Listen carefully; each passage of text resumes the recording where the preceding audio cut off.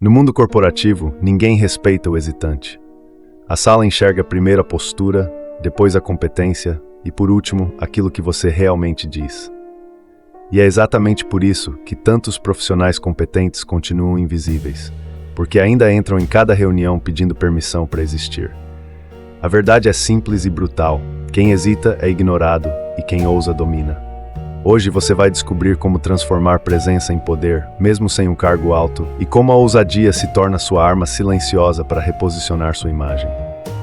E antes de avançarmos, comente se você já presenciou alguém assumir uma sala apenas pela forma como entrou.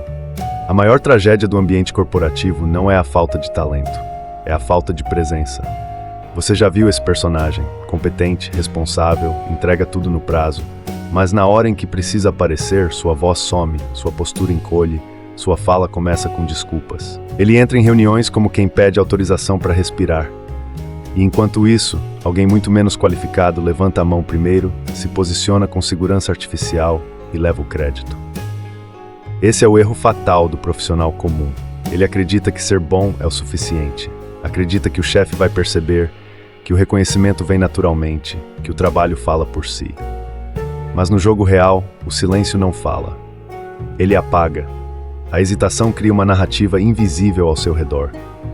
Uma narrativa de fragilidade, de dúvida, de alguém que precisa ser guiado. Quando você espera demais, transmite insegurança. Quando mede cada palavra, transmite medo. Quando deixa os outros falarem primeiro, transmite submissão. Você talvez não perceba, mas a sala percebe. A sala sempre percebe. E esse julgamento silencioso se acumula, reunião após reunião, até que a sua imagem profissional se transforma numa sombra discreta, presente, porém irrelevante. E o mais cruel é que nada disso tem a ver com competência real. Tem a ver com percepção. Pessoas ousadas falam mesmo sem ter todas as respostas. Pessoas ousadas lideram mesmo sem ter um cargo. Pessoas ousadas ocupam o espaço antes que alguém lhes dê permissão. E é exatamente por isso que elas avançam enquanto você observa. Se isso dói, é porque você sabe que já aconteceu com você. E justamente por reconhecer essa dor, você tem a chance de transformá-la em combustível. Porque no final, o maior risco não é errar, é desaparecer. Se esse ponto fez sentido para você, deixe um like agora para me mostrar que você está comprometido em não repetir esse padrão. A ousadia no ambiente corporativo não é impulsividade, não é agir sem pensar, é agir com convicção. Mesmo quando a convicção ainda está se formando dentro de você. A Lei 28 deixa isso claro. A ousadia intimida. Não porque o ousado seja necessariamente mais competente, mas porque ele cria a impressão de que sabe exatamente o que está fazendo.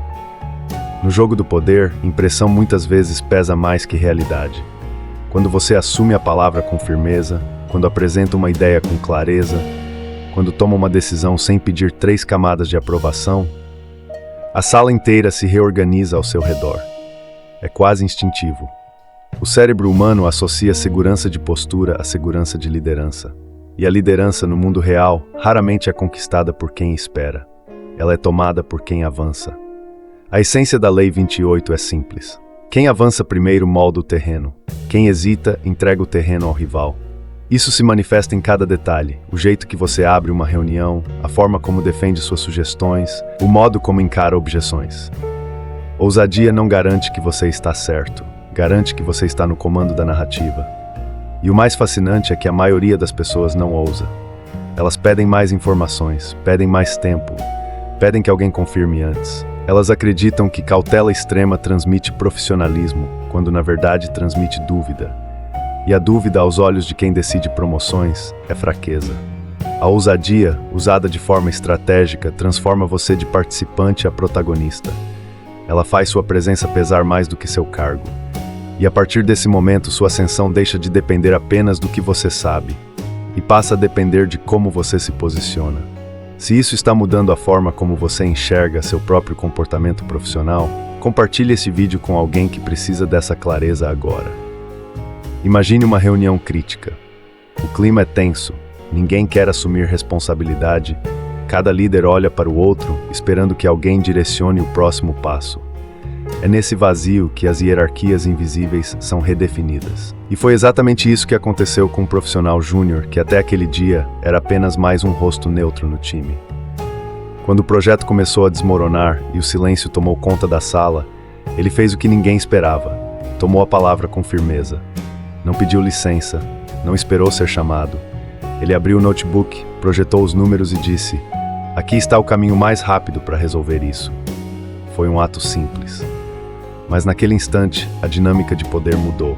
Os gerentes que deveriam liderar ficaram em silêncio, observando. O diretor inclinou o corpo para frente. A sala inteira girou em torno de alguém que até então era tratado como periférico.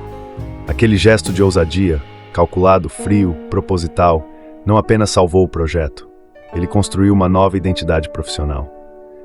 Esse tipo de movimento não acontece por acaso. Ele acontece porque a ousadia no terreno corporativo funciona como um golpe controlado, rápido, inesperado e com impacto direto na percepção de autoridade. Você não precisa ter o cargo para comandar a sala. Precisa dominar o momento.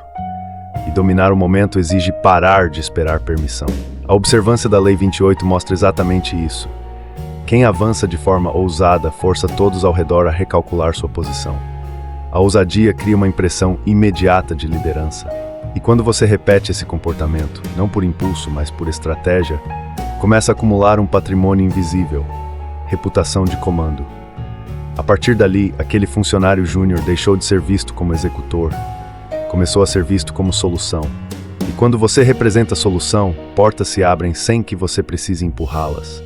Chefes te chamam para conversas reservadas, seu nome surge nas reuniões de decisão. Sua presença passa a ter peso, e peso é a verdadeira moeda do poder.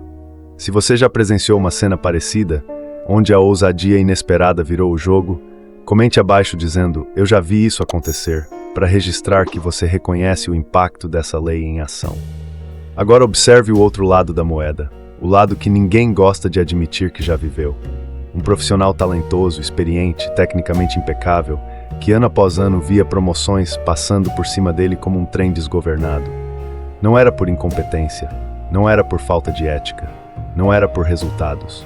Era por algo mais sutil e destrutivo: hesitação. Ele era o tipo de pessoa que esperava o momento certo para falar, que só apresentava ideias quando tinha absoluta certeza, que revisava suas sugestões 10 vezes antes de abrir a boca, que entrava em reuniões com o ar de quem aguarda autorização para existir. E a percepção que isso transmitia para a liderança era clara: confiável, sim, brilhante, talvez, mas líder, nunca. A hesitação dele gerava uma imagem silenciosa, quase imperceptível, mas fatal. A imagem de alguém que precisa ser guiado. E no jogo corporativo, quem precisa ser guiado nunca é promovido. A empresa pode até valorizar sua competência, mas não confia seu futuro nas mãos de alguém que parece temer o próprio julgamento. A transgressão da Lei 28 mostra exatamente isso. A hesitação não mantém você neutro, ela te coloca abaixo na hierarquia invisível. Quem hesita perde espaço para alguém menos preparado, porém mais ousado. E é assim que carreiras brilhantes se tornam estáticas. Não por falta de mérito, mas por falta de impacto. O caso desse profissional é mais comum do que você imagina. Ele sempre achava que faltava só mais um curso, só mais uma certificação, só mais um pouco de segurança antes de se posicionar com firmeza. Mas enquanto ele acumulava preparo, outros acumulavam presença. E presença, não diploma, decide poder. Quando finalmente percebeu que a empresa não o via como líder, era tarde. Sua imagem já havia sido consolidada, alguém competente, mas invisível. E reconstruir essa percepção é muito mais difícil do que criá-la desde o início. Se essa história te lembrou alguém, ou talvez tenha te lembrado de você mesmo, deixe um comentário dizendo: "Nunca mais vou hesitar." Isso registra seu compromisso diante de si mesmo. Você não vai repetir essa queda silenciosa. No campo corporativo, a ousadia não é um talento inato. É uma engenharia comportamental, um conjunto de escolhas deliberadas que, quando repetidas, constroem uma percepção de liderança tão forte que o cargo passa a parecer apenas um detalhe. E é aqui que a maioria erra. Espera sentir confiança para agir. Mas os profissionais que realmente dominam a sala fazem o oposto. Agem para gerar confiança, não esperam por ela. O comportamento cria emoção, e não o contrário. É por isso que as táticas de ousadia funcionam mesmo para quem ainda duvida de si. A postura antecede o poder. A primeira tática é simples, mas devastadora em impacto: abrir reuniões com presença dominante. Isso não significa interromper nem atropelar. Significa ser o primeiro a se posicionar quando o assunto chega até você. A maioria responde com voz baixa, corpo retraído e frases condicionais como "eu acho que talvez", frases que dissolvem a autoridade antes mesmo que a ideia seja apresentada. A presença dominante elimina esse ruído. Começa com coluna ereta, olhar direto e uma frase clara que assume responsabilidade. Aqui está o que faz mais sentido para avançarmos. Não é arrogância, é clareza. E clareza lidera. A segunda tática é falar com convicção mesmo sem ter todas as respostas. Isso não significa inventar informação. Significa apresentar o que você sabe com segurança e propor o que você fará para obter o que você não sabe. O fraco tenta comprovar conhecimento absoluto, o ousado demonstra direção. Quando você diz, com base nos dados que já temos, a melhor rota é essa. Se surgirem novas variáveis, ajusto em seguida. Você transmite exatamente o que líderes buscam: capacidade de decidir sob incerteza. Não existe liderança sem incerteza, e é por isso que hesitar diante dela te elimina do jogo. A terceira tática é desafiar ideias sem confrontar pessoas. Muitos evitam discordar porque têm medo de parecerem agressivos ou desrespeitosos. Mas a ousadia não está em atacar, está em propor alternativas com firmeza. Em vez de "não concordo", substitua por "existe um caminho mais eficiente que podemos considerar". Você muda o foco da disputa para a estratégia.